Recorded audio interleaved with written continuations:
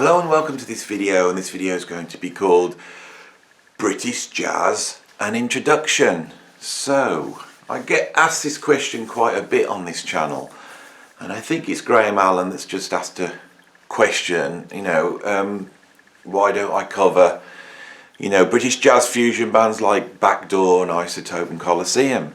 Now that was a really interesting question. It's one that's come up many times.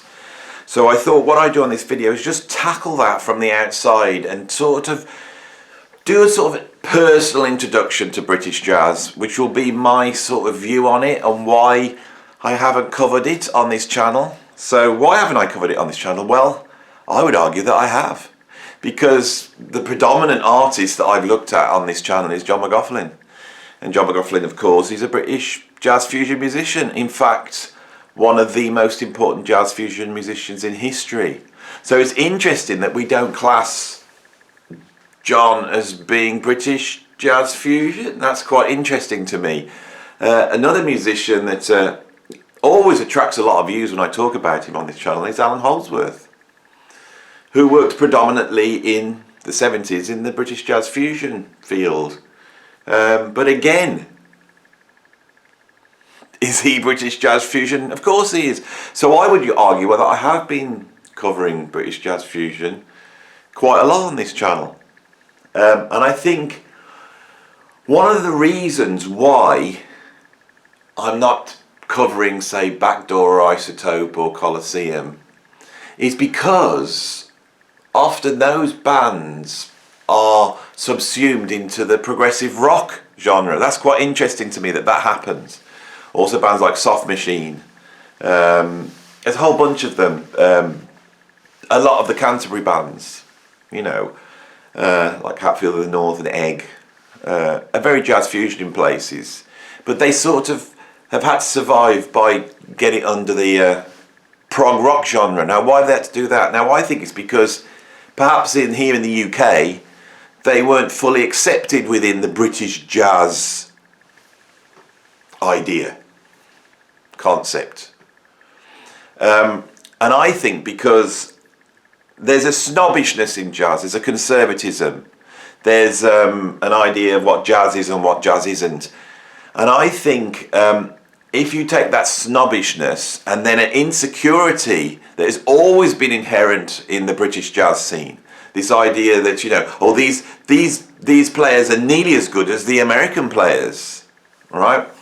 That sort of comparison, the sort of, look at Tubby Hayes, he's almost like the UK's British version of John Coltrane. There's always been that comparison and always an insecurity that what British jazz musicians do isn't quite up to scratch.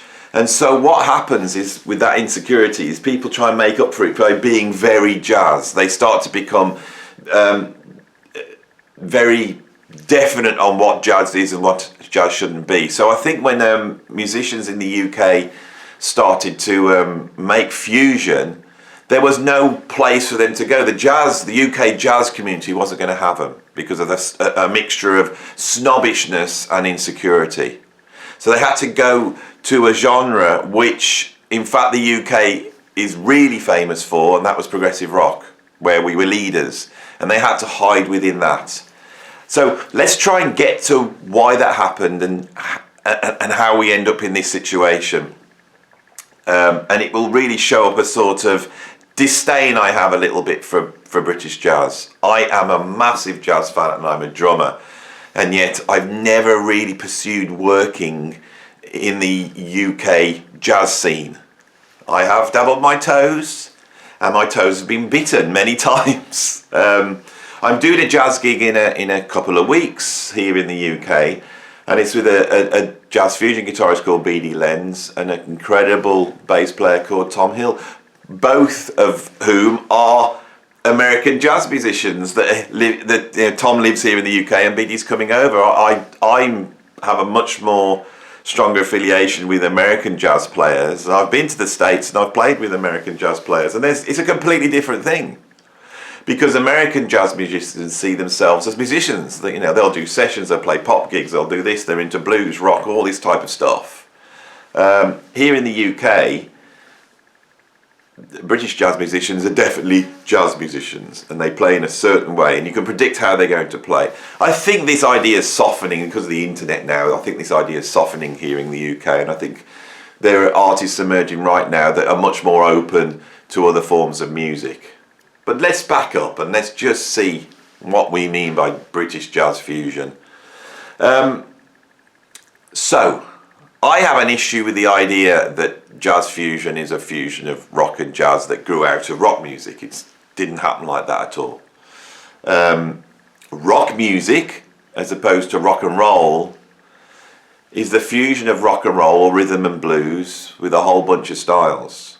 So there's a lot of, if you take, say, rock and roll, rhythm and blues, and you start to mix that with, say, British music, right? So you mix it with sort of music hall, okay?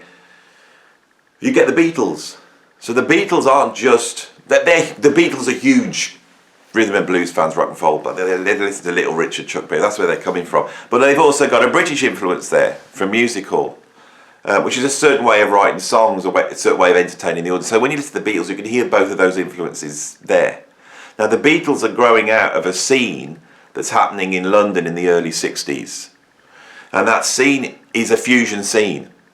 And what you've got is a whole bunch of musicians coming together. You've got musicians that have come through skiffle, and skiffle is like a British punk version of American folk music. You've got musicians that have come through blues. They're listening to Muddy Waters and Howlin' Wolf. You've got musicians that are coming from classical music and they're classically trained. You've got musicians that are coming from the folk scene. You know, they've listened to Pete Seeger, you know, people like Bert Jansch, you know, and all these people. And all in London, all those musicians are playing together. So when people like Alexis Corner are putting together or Cyril Davis putting together their blues groups, in there are jazz musicians, folk musicians, all sorts of different musicians, and they're all working together, right? So let's take John McLaughlin. John McLaughlin is working in the early 60s with Graham Bond, right? Graham Bond, that band is making pop music, but that pop music is infused with rhythm and blues, jazz, whole bunch of stuff. And when you look at the members in that band, you've got Jack Bruce, Ginger Baker, John McLaughlin, Dick Hextall-Smith, whole bunch of guys that are going to go on to create all different forms of music, right? So Ginger Baker and John McLaughlin and Jack Bruce actually team up with a singer, right? Duffy Power. And they start recording stuff around about 64, 65. This, for me, when I listen to that stuff, you can hear, and it's not the only place it's coming from, but you can hear the genesis of rock music, as opposed to rock and roll, or rhythm and blues, or pop music. You start to hear the genesis of rock music with that stuff. This stuff is not that well known. My wife's father was a singer called Peter Wynne, and Pete, who sadly died last year, he was signed to Decca Records in 1959, and he toured on the same tour as Gene Vincent and Eddie Cochran.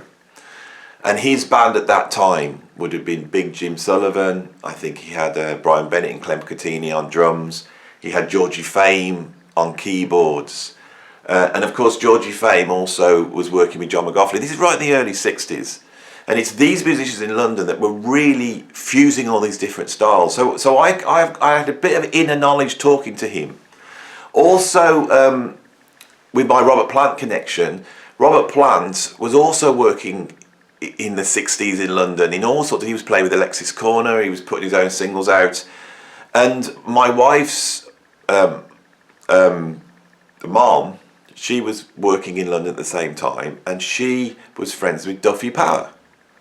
So I've been able to get a really good insight into what's actually going on in that scene in London in the early 60s. And what you've got is a whole different types of musicians working together and fusing stuff. And the fusion of jazz and rhythm and blues and folk and skiffle and all those things together is what creates rock music. And that establishes itself in two bands really for me, which would be Cream, and then a few months later the Jimi Hendrix experience. And Jimi Hendrix is interesting because Jimi Hendrix has to come from America to the UK to make it. He has to go work with Ginger Baker and Jack Bruce. So that's Cream. He has to come and work with Mitch Mitchell and folk musician Noel Redding to create this fusion. And it's different from rock and roll. And the elements that make Cream and Hendrix interesting is that sort of modal jazz approach. So I would argue that Cream are also one of the first fusion bands, 1966. Without a doubt. I would say that Hendrix is a fusion group, without a doubt. But of course, Cream and Hendrix are the bands that the jazz musicians then hear and go, oh my God, this is exciting. They're actually improvising, exploring areas in their music, which means we could do that as well. So this idea that fusion grows out of rock music is not the case. The two things are one in the same thing, and they emerge at the same time. A lot of the players that we say created rock music, like Jimmy Page and John Paul Jones and Jack Bruce and Ginger Baker, were all working directly with John McLaughlin and John Heisman and Dick Hextall Smith and all these musicians that were on that scene as well. So this is really, really important, I think, when we start to discuss British jazz. British jazz fusion, sorry. I think in terms of an influence on fusion, British jazz fusion is integral. And I think the thing that really lit the fire was John McLaughlin, who was a British musician that had been at the centre of this development of rock music in the UK, then going to work with Miles Davis. So what Miles got when he grabbed John McLaughlin was not only an incredible guitarist that was pushing the forefronts of jazz guitar, but someone who was able to bring in that British rock music vibe. And I think anyone who listens to bands in the 60s, if you listen to Jeff Snare playing or Love or The Doors and then compare them to The Who, The Kinks or the Rolling Stones, you hear that in the UK at that time, the heavier, dirtier aspect of rock music was much more apparent. I think the reason for that is, of course, because of Jim Marshall with his Marshall amplifier. Not only that, but I think that played a big part, is that we had the guitar sound. And we can thank Clapton for bringing that into the studio with the Blues Breakers in '65. It's not the only place, but these influences are really, really important. Is Eric Clapton a fusion musician? I think in Cream, yes. And the idea of taking the blues, I think if you hadn't have taken the blues and repackaged it in the way fusion musicians did, then fusion wouldn't have been the success it was in the 70s. Okay? So by the end of the 60s, there's a whole bunch of really exciting experimental musicians. And there seems to be two types. There's the ones that leave the UK and go to America. And they've become household names in jazz fusion. There's definitely three that come to mind that did this. First, obviously, John McLaughlin. The other was Dave Holland, who also went to America and is now, a very important voice in jazz and jazz fusion, I would say. And the other one's Alan Holdsworth. Now, Alan Holdsworth is interesting because he is a guitarist who's really changed the face of guitar, but spends the first few years of his career working within the very British jazz fusion scenes that everyone keeps asking me about. So I'm eventually going to start to get to this. And I might have to do this video in two parts. My videos are getting longer now, and I like to try and keep my videos down to 20 minutes so that you've got a nice bite-sizable watch. So I might do this in two parts. And the second part I'll really focus on British jazz fusion scene. But this idea that British musicians, to really have an effect, have had to go to America. And so the ones that did it, the ones that have remained in the UK and have tried to create a name for themselves there are working within the British jazz scene. As I start this video, I think the British jazz scene has always been very hobbled by a mixture of snobbishness and insecurity. Okay,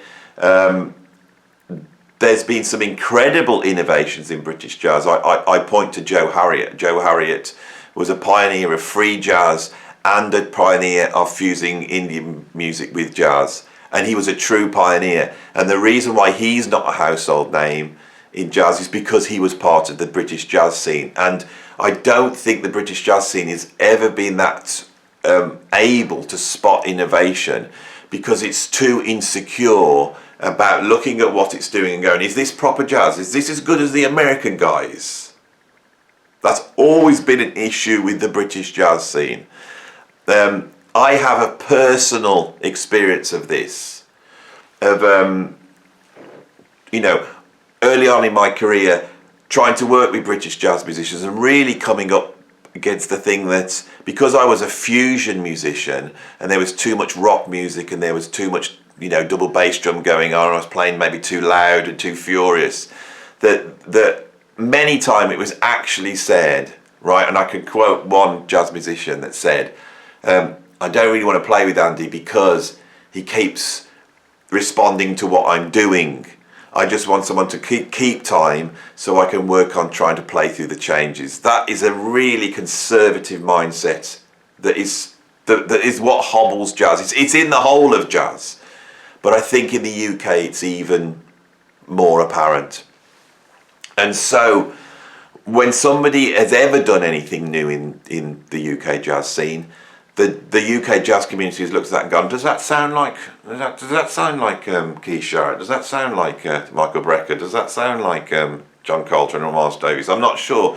I'm not. Is this real jazz, or is this us going wrong? I think that is a very strong thing, and a very strong snobbishness then emerges that anything that isn't proper jazz, if you're not playing a kit with two toms and the bass drum's got to be 18 inches wide, and you need to play clean sound guitar and all this sort of stuff, was very apparent within the jazz scene. I do think that is changing because UK jazz musicians are listening to all the stuff that they're hearing now. It's much easier for students of jazz to get hold of fusion. When I was growing up, it wasn't. In the 80s, the UK jazz scene sort of got itself together, and artists like Courtney Pine and Andy Shepherd and Tommy Smith really cut through. Now, I felt that there was a conservatism to all that stuff, not so much in the music itself, but in the way the music was portrayed in the media. But they did manage to cut through, and for a short time British jazz seemed very vital. I was a big fan of Courtney Pine, and I went to see his band in the late 80s. And on drums was a drummer called Mark Mondesir that absolutely blew me away. Because this was a guy that had just subsumed fusion. I didn't know that. He was playing in quite straight jazz context, but the way he was playing was incredible. Really high powered, lots of double bass drums, lots of explosive fills. But within a context at that time, which was very much sort of coming out of almost like John Coltrane's classic quintet, and that influenced me deeply, and I became a very big fan of Mark Mondesir, and I started to go and follow him round, and he had a trio with his brother Michael Mondesir, and I think the guitarist was Mo Nazam. This is all off the top of my head because I hadn't planned to talk about this, and this trio was like really mining the Mahavishnu Orchestra. So this was the closest I came as a young guy to see the Mahavishnu Orchestra, was actually going out and seeing the Mondesir brothers and their trio. And I used to watch them, but this band was really in a no man's land, because playing that sort of heavy jazz fusion influenced jazz is very, very difficult in this country to do, so many times I saw them in quite small clubs and very up close, very important to me. And so this coloured, I was thinking, why aren't these guys household names? Mark Mondesir is one of the greatest drummers of all time, and I really believe he is. and I hope he has made contact. He's been watching my channel, and I'll tell him to watch this video. So hopefully Mark's watching this. But you know, Mark, you know, he's one of the greatest drummers. But the thing is, he's working within the British jazz scene. And the fact that this guy could play rock music and funk and pop music, you get pigeonholed if you're in the British jazz scene. Whereas if you're a Steve Gadd, or if you're a, you know, like a Dennis Chambers, or you're a whatever, in the America you don't, because I think that scene has always been a little bit open because it's not hobbled by that insecurity. So this is end of part 1 of my introduction to the British jazz music scene. I've set the stand, if you see what I mean. I've been able to voice my prejudices, because they are prejudices, but I put them in there first. And on the second video, I'm going to try and do my best to just do an overarching view of the history of British jazz fusion. Thank you very much. See you on the next video.